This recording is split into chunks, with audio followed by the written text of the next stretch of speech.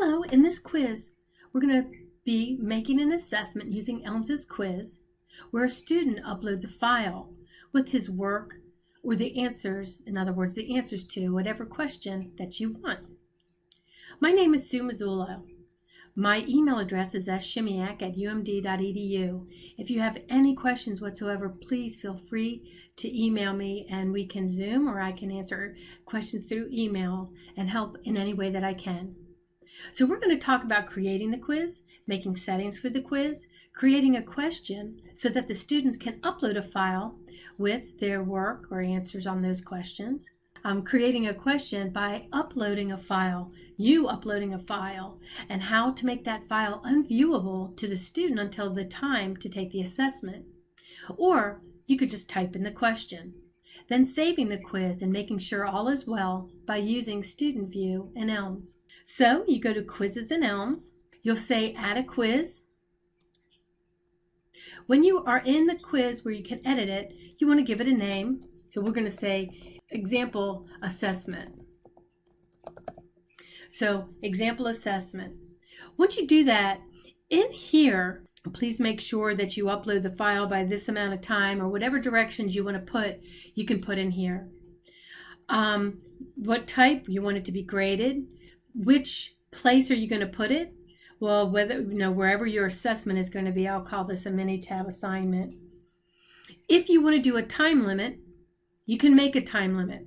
So as soon as they start the quiz, and you'll see in the student view what that is, as soon as they start the quiz, they will have this much time to do the quiz. So let's say I wanted them to complete this in 50 minutes. That means as soon as they download my questions, they have 50 minutes to complete it, take a picture or scan it or whatever, and upload it. So make sure when you put the time limit in there to take into consideration the time it will take for them to download your questions, to actually work on the problems, to either take a picture or scan all their pages, and then to upload it on ELMs. So if it's a 20-minute or a 30-minute assessment, like 30, this would be a fair thing to give them that little bit of a wiggle room to get it in. You can let them see the answers. You can put up an answer key when you would like, whatever, in here. If you have more than one question, you want to show one question at a time, you could do that also. There's many different options. You can assign it to different groups in your class, so different sections. So if you wanted to give an exam that has slightly different questions, changed numbers or things like that, you could give one section with a certain number, a second section with another, and assign each of the different exams or assessments to each of the different sections, however you'd want to do that. Put a due date on there. So let's say that you wanted to do Monday by 11:59 at night, so that they have all day up until the end of the day to work on it. And you can make it available, let's say today at 6 p.m. 6 p.m.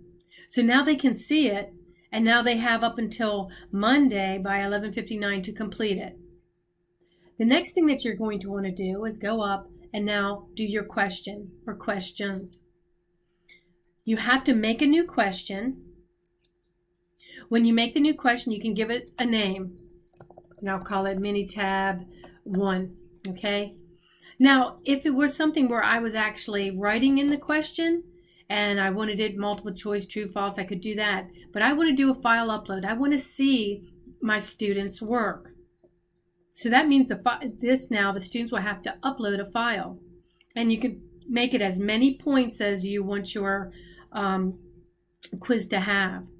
So now I need to put my assignment, my assessment in here. So I go to my files. I go to my mini tab assignments. I'm going to go to mini tab assignment 1.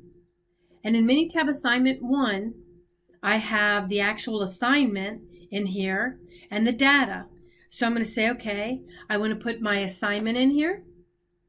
I want to give my students some help in here. So I have some help for this particular assignment. And then I have the actual data. Okay, so I could put that in here. So I could write that in. I could say, here's the assignment. Here's the help files. And then here's the mini tab data needed for the problem, however you want to do it. So when I've finished this, I am now ready to say, update the question. So now I have the one question. If I don't have any more files that I want to upload, I leave it like that. So I'm now ready to save and publish.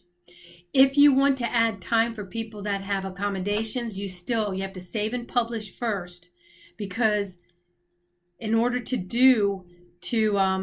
give extra time to people, you'd have to hit moderate this quiz, and now it's in here that you could pick a person and give them extra time for this, or more attempts, or whatever you'd like to do for that person. But you first have to publish the quiz in order to do that.